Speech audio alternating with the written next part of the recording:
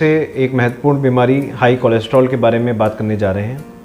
High cholesterol क्या होता है, इसके लक्षण क्या होते हैं, इसको कंट्रोल ना होने की वजह से आने वाले समय में हमें क्या परेशानियां हो सकती हैं और इससे बचने के क्या क्या तरीके हैं, इन सब के बारे में आज हम चर्चा करेंगे। सबसे पहले हम बात करते हैं हाई कोलेस्ट्रॉल की। अगर हम देखते हैं हाई कोलेस्ट्रॉल, तो हाई कोलेस्ट्रॉल दो तरह का होता है, एक गुड कोलेस्ट्रॉल होता है, एक बैड कोलेस्ट्रॉल होता है।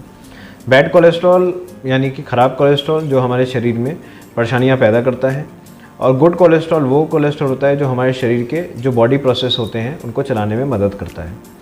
हमारे जो भी खून की कोशिकाएं हैं उनमें रक्त का प्रवाह एक सामान्य फ्लो में, लैमिनर फ्लो में होना चाहिए।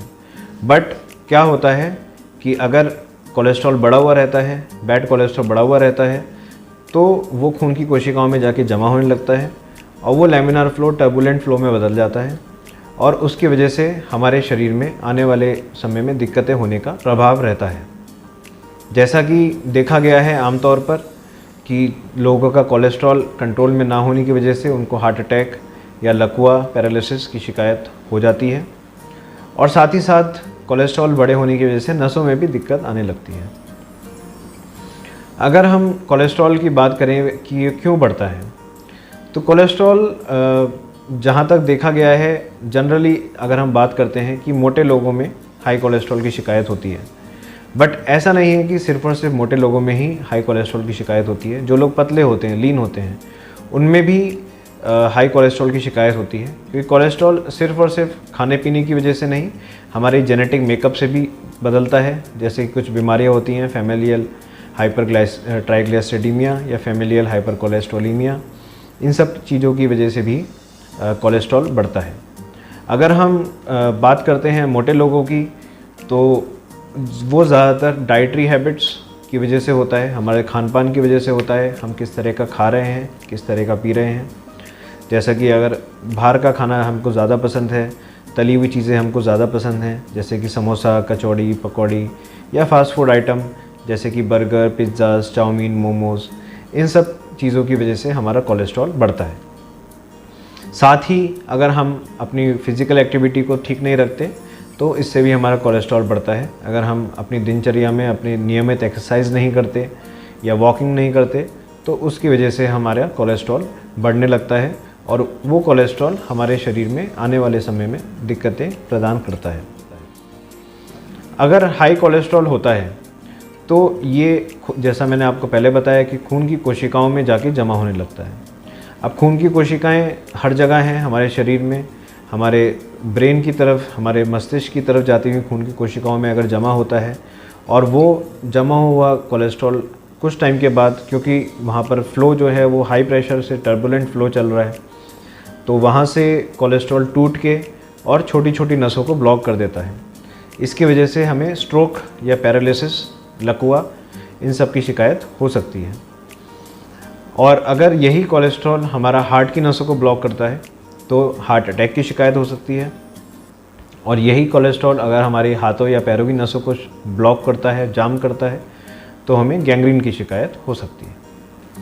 अगर हम बात करें हार्ट अटैक की, तो हार्ट अटैक जब हम बात करते हैं तो हार्ट अटैक अचानक से नहीं होता। हार्ट अटैक के कुछ लक्षण हमको महसूस होने शुरू होते हैं हार्ट अटैक होने से पहले, जैसे कि सीने में दर्द होना, या फिर अचानक से पसीना आ जाना, सांस फूलना, जीना ना चढ़ पाना, या फिर कुछ भी काम करने पे अचानक से हांफनी चढ़ जाना और सीने में दर्द सा महसूस होना।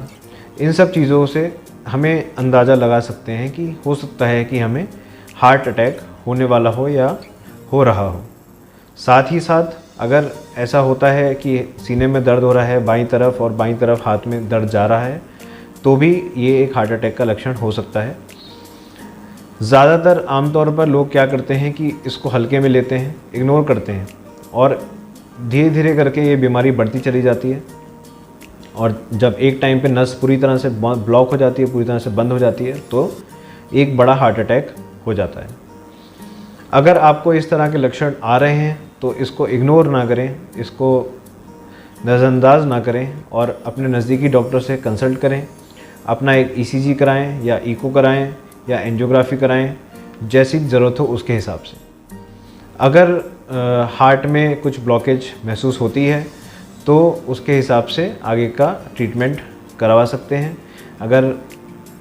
अगर आपको लगता है कि एंजियोग्राफी इन्वेजिव प्रोसीजर है, अगर आपको लगता है कि आपको एंजियोग्राफी से डर लगता है, तो एक नई मोडालिटी सीटी कॉरोनरी एंजियोग्राम आजकल अवेलेबल है, जो कि सीटी स्कैन की मशीन से हार्ट की नसों को देखने के लिए की जाती है, जिसमें आपके हाथ की नसों से एक दवाई दी जाती है और सीटी स्कैन की मशीन में देखा जाता है कि उसका फ्लो किस तरह से हो रहा है हार्ट की कोशिकाओं में।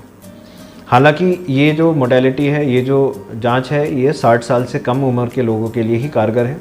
60 साल से ऊपर उम्र के लोगों के लिए भी आज एंजियोग्राफी की ही ज़रूरत पड़ती है। अगर हम बात करें कि अगर ये जो कोलेस्ट्रॉल है, जो ख़राब कोलेस्ट्रॉल है जो जमा हो रहा है हमारा, जो हमारे मस्तिष्क की तरफ नसें जा रही हैं उसमें जमा हो रहा है, तो उसके हमें क्या लक्षण हो सकते हैं? तो उसके लिए एक एक्रोनिम है फास्ट, FAST, फास्ट। F से मतलब फेशियल मतलब कि हमारे चेहरे पे, तो चेहरे पे उसके लक्षण आने शुरू होंगे, जैसे कि आपका मुंह टेढ़ा हो जाना, या फिर मुंह में एक अजीब सा एहसास होना, सेंसेशन होना, ऐसा हो सकता है। अगर हम A की बात करें, A होता है आम मतलब कि हमारे हाथों में एक अजीब सा एहसास होना, हाथों में कमज़ोरी होना, हाथों में अचानक से ताकत का कम हो जाना। S की अगर हम बात करें, स्पीच, हमारी ज़बान लड़खड़ाने लगती है। और T मतलब टाइम, तो इसमें अगर ऐसा कुछ होता है तो इसमें टाइम सबसे इम्पॉर्टेंट है। जल्दी से जल्दी इसका इलाज कराना बहुत इम्पॉर्टेंट है, क्योंकि अगर ये ज़्यादा समय चलता है तो फिर एक इरिवर्सिबल डैमेज हो जाता है और आपका हाथ या फिर आपका मुंह हमेशा के लिए टेढ़ा हो सकता है। तो इस चीज़ के लिए हमें ध्यान रखना पड़ेगा कि अगर इस तरह के लक्षण आपको होते हैं तो तुरंत ही अपने नज़दीकी हॉस्पिटल में जाएं और वहाँ पर अपना CT स्कैन करवाएं, क्योंकि CT स्कैन से पता चल पाएगा कि क्या इसमें कुछ ब्लीडिंग वगैरह तो नहीं हो रही है। क्योंकि स्ट्रोक जो है 2 तरह के होते हैं, एक होता है खून के थक्के का जमना और एक होता है खून का बह जाना। तो अगर खून बह रहा है तो उसका ट्रीटमेंट अलग होता है, और खून का थक्का जम रहा है तो उसका ट्रीटमेंट अलग होता है। तो इन सब चीज़ों के बारे में हमें ध्यान में रखना है। और अगर मान लीजिए कि आपके हाथों या पैरों की कोशिकाओं में ये कोलेस्ट्रॉल जाके जमा हो रहा है, तो इससे हमें गैंग्रीन की शिकायत हो सकती है। गैंग्रीन की शिकायत क्या होती है? जब हमारे शरीर में किसी भी अंग में खून ठीक से नहीं जा पा रहा होता है, तो वो वाला अंग एक तरह से मरने लगता है, डैमेज होने लगता है, डेड होने लगता है, और फिर उसी को गैंग्रीन बोला जाता है। जब शरीर का कोई अंग ख़त्म हो जाता है, मर जाता है, तो उसको फिर हमें काट के अलग करना पड़ता है, ताकि उसमें होने वाला इन्फेक्शन पूरे शरीर में ना फैले। तो इन सब चीज़ों से बचने के लिए आपको अपना कोलेस्ट्रॉल ठीक रखने की ज़रूरत है, एक अच्छा हेल्दी लाइफस्टाइल अपनाने की ज़रूरत है। और अगर कभी भी आपको जो लक्षण मैंने आपको बताए हैं स्टार्टिंग में, अगर इस तरह के कोई भी लक्षण आपको महसूस होते हैं तो तुरंत ही अपना चेकअप कराएं और देखें कहीं आपका कोलेस्ट्रॉल तो नहीं बढ़ रहा है। अगर कोलेस्ट्रॉल बढ़ रहा है तो उसके लिए जो उपाय हैं वो आप करें, और फिर भी सही नहीं हो रहा है तो फिर दवाइयों का सहारा लेके उसको कंट्रोल करें। धन्यवाद।